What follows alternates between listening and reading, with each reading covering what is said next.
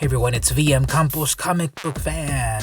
Don't you love it when you get comics in the mail? I sure do, and I love it when I forget what I bought, so I can open it up on camera with all of you. So here's a box of comics. Let's open it up and see what it is.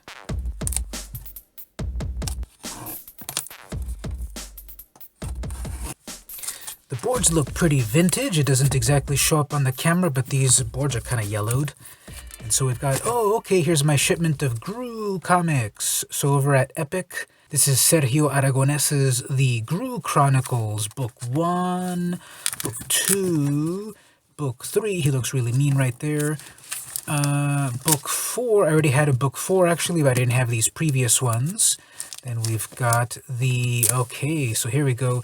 So Groo, the Wanderer, has a long history. First published in Destroyer Duck, which was a benefit comic to raise money for the creator of Howard the Duck to fight Mighty Marvel. And Groo appeared there. Then Groo got his own book over at Pacific Comics that lasted for about 8 or 9 issues, and then Pacific went extinct. Then we had the Groo special going to Eclipse Comics. This was also a short-lived series. It was only 1 issue at Eclipse. Then it went over to Epic, which is a subsidiary of Marvel. And then there they lasted for a long time, 120 issues. So 3rd time's the charm, 4th time's the charm. And then after leaving Marvel, they went over to Image Comics, if you can believe that. They were there for about 12 issues. Then they went on to Dark Horse for a variety of small 4-issue and 5-issue books and the like. So I've been picking up these vintage Groo books. It's a fun character. Groo wanders the land, getting into trouble, causing trouble, being trouble. It's all about trouble. So these were reprints that were reprinting the original run over at Pacific. Marvel reprints. This is one of the main ones I wanted to get. So let's take a quick look through it to see the Sergio Aragones's Groo the Wanderer special number 1 from Eclipse Comics. So we had Sergio working on this title for a long time, as well as Mark Evanier, Stan Sakai, and Tom Luth. So this was $2 back in 1983 or so. I'll put the conversion rate right up on the screen there. Wow, that's a lot.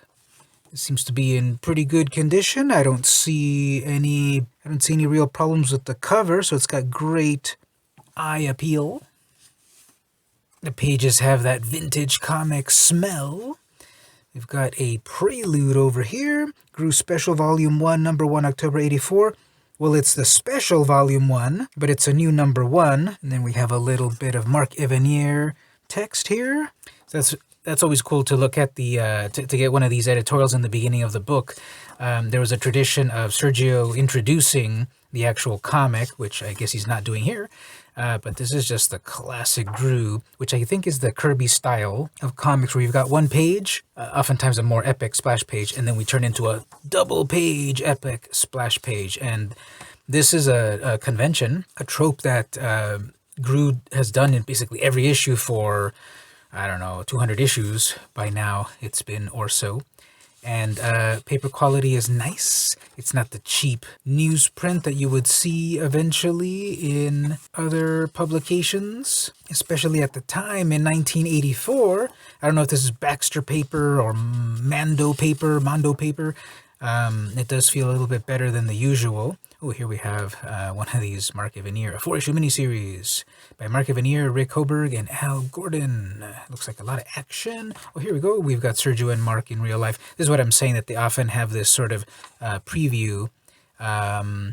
This is one of the earliest. This is 1977, so Sergio talks about having this character in mind for a long time, but not wanting to give away their rights to the greedy publishers. So eventually it was published in more creator-friendly publishing houses. So it's always fun to see Sergio's studio and all the various trinkets around there. And then introducing the first Groo tale, The Music of Murkos. So 1977. Yeah, we got the usual gang, Mark, Stan, and Tom. So you can see the original style of Groo and how it's evolved throughout the years. That's always really cool to see.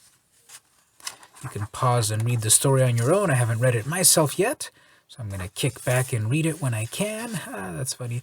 The little monkey creature things, and they are captured.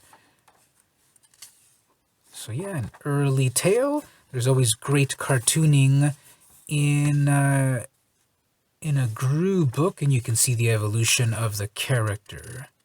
The book you demand we publish, The Masked Man, first issue on sale in December from Eclipse, of course. And then we get over to the cutouts. Okay, I'm glad my book is in perfect condition, that it doesn't have these cutouts. I'm going to scan these, and I'm going to cut these actually out and put them all over my office. Maybe even put it up online. So what does Sergio say here? Hola, when I was a small boy in Mexico, my favorite pastime was to cut out and paste up Napoleonic soldier paper figures. Now you get your chance to assemble a world of Groo the Wanderer. Instructions: make color Xeroxes. Color Xeroxes in 1984? Do you think we're rich? Of these pages so you can have hundreds of soldiers, or buy hundreds of copies of this book. Now that's more like it. Paste pages on stiff cardboard and cut out around the bold lines. Paste figures front to back, fold tabs and stand. So you get the front and the back. There's Chacal. And then Groo, the Sage, and Taranto. Really cool. Oh, okay, yeah, definitely copy them because on the back. So this is really cool. This is way more detailed than I thought. Very cool. Yeah, I want to scan all of these and put them up online. I wonder if you can find them anywhere. All right, so then we've got Groo the Wanderer. Oh, this is the Destroyer Duck story, which is CGC calls it. It's the first Groo story, even though, as we saw, the music of Morkos was from 77. It's from 81, 82. And with better printing quality, I can kind of still see a lot of halftone dots. And this is back when Groo had way more blood. Eventually, they really toned down all the blood, but there was lots of blood in some of the earlier issues. And then we have the final hilarity. And here we have Zot by Scott McCloud. Cool. I always love Scott McCloud's stuff. A master of comics. And on the back, we've got another Mark Evanier, Dan Spiegel, Crossfire. So that's what this comic box was about. Various Groo books. These are all reprints. This is a one-of-a-kind book. I'm filling in the gaps of my Groo run. I've got the number 1 from Pacific, number 1 from Image, number 1 from Epic. I've got the Destroyer Duck appearance. I've got the complete run now of the first reprints, Chronicles, and then this one, special number 1, which is volume 1.5 or something. As I wrap up the video, now I'd like to hear from you. Are you a Groo fan, a Sergio Aragonés fan? Tell me all about it in the comics. Do you remember back in the good old days of Eclipse Comics, Pacific Comics, Epic Comics? Tell me about it in the comments. If you liked my video, don't forget to like, comment, share, subscribe, ring the bell, battle the Minotaur, do all that good stuff. I would really appreciate it. If you really like my stuff, consider going to my Patreon, patreon.com/vmcampos, to help keep this channel going. Or here on YouTube, we've also got a join button over here or there somewhere. Press join button here on YouTube, and also you can pledge at 99 cents per month. I would really appreciate it. If you can't quite pledge at the moment, no worries. Simply enjoy my stuff and pass it along. And why not watch more stuff? I would really appreciate it. This has been VM Campos, and I'll see you next time.